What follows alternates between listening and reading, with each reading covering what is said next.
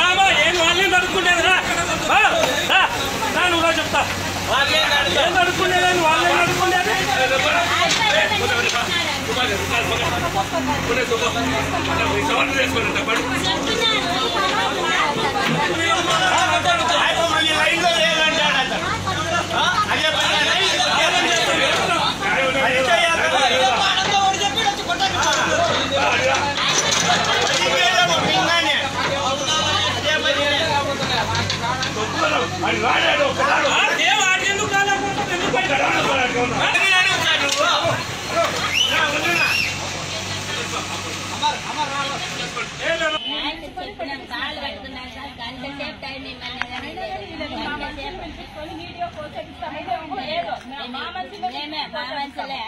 మొత్తం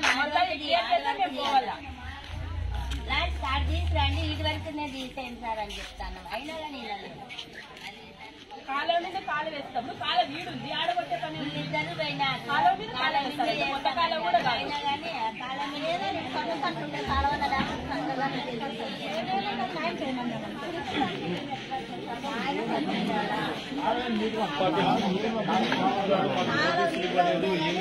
మేము వెళ్ళి అడిగితే కాలం మీద ఉండే డ్రైనేజ్ మీద మేము బయట సరేలేండి సార్ అలానే వేసుకోండి అని చెప్పారు.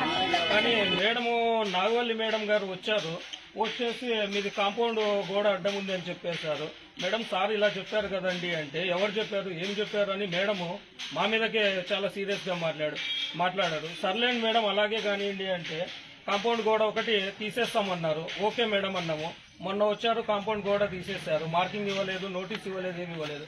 మరీ నిన్న కమిషనర్ సార్ కానిస్టేబుల్ అని పిలుచుకొని వచ్చి లేదు అక్కడి వరకు తీస్తాం రోడ్డు విస్తరణ అంటున్నారు.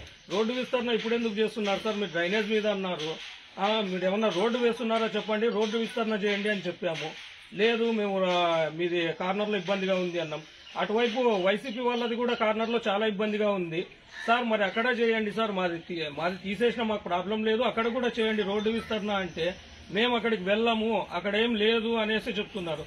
చాలా విధాలుగా భంగపోయాము సార్. ఒక్కసారి చూడండి సార్ అన్నా కూడా అటువైపు కూడా రావట్లేదు.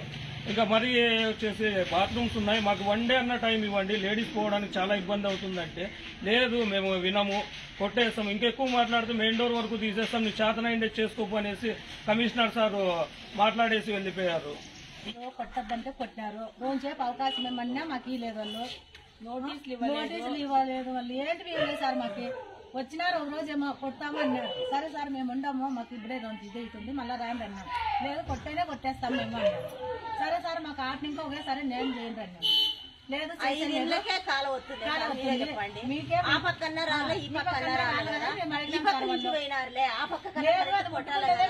మధ్యలో కొట్టుకుంటూ మా ఇంట్లో మధ్యలో కొట్టుకుంటూ వస్తారు. మా ఆయన లేడు, చిన్న పిల్లలు, తీసుకుంటామని అవకాశం బండలు తీసుకుంటాము, డోర్లు తీసుకుంటామంటే కొట్టండి కొట్టండి అంటే ఎట్లా? ఏమన్నా న్యాయమేనా? ఇదే అడిగే వాళ్ళు లేరు కదా. ఎవరు వచ్చినారట కొట్టారు? జేసీబీ పిలుచుకొని వచ్చినారు. ఎందుకు మీరు చెప్పేది ఏం సార్? మీరు కొట్టే వాళ్ళ వాళ్ళు మాట్లాడుతున్నారు ఏం సార్? మీరు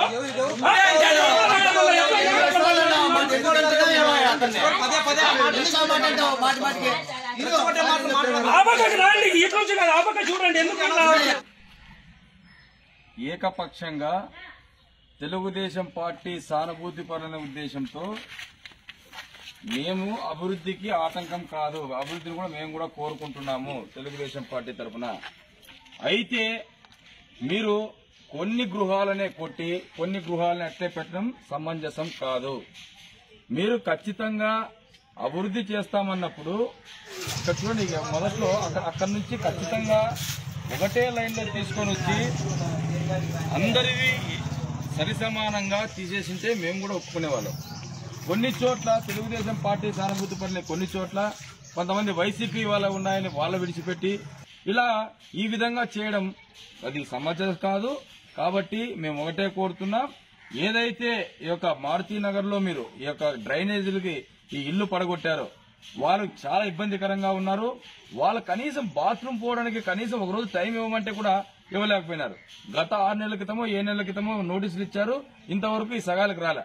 ఇప్పుడు ఉన్నట్టు నిన్న జేసీబీ తీసుకుని వచ్చి బాత్రూమ్లు, వాళ్ళకి మెటికల్లు, తాగడానికి నీరు కూడా లేవు. ఇప్పుడు కనీసం ఈ రోజు వాళ్ళు తాగడానికి మున్సిపల్ ఆఫీస్ కుళాయి నీళ్లు కూడా రావడం లేదు. ఇట్లా ఏకపక్షంగా చేయడం సమాజంగా కమిషనర్ ఒకటే కోరుతున్నాం. మీరు ఏదో ఎవరు చెప్పిన మాటలు విని మీరు ఏకపక్షంగా చేస్తే కుదరదు. మేము ఖచ్చితంగా మీ పైన లోకాయుక్తకు పోతున్నాం. అదేవిధంగా మీపై కేసు కూడా ఫైల్ చేస్తున్నాం. మాకు గౌరవ ఇన్ఛార్జ్ గారు చెప్పారు, మీరు పోయి చూసి పరిశీలించరండి.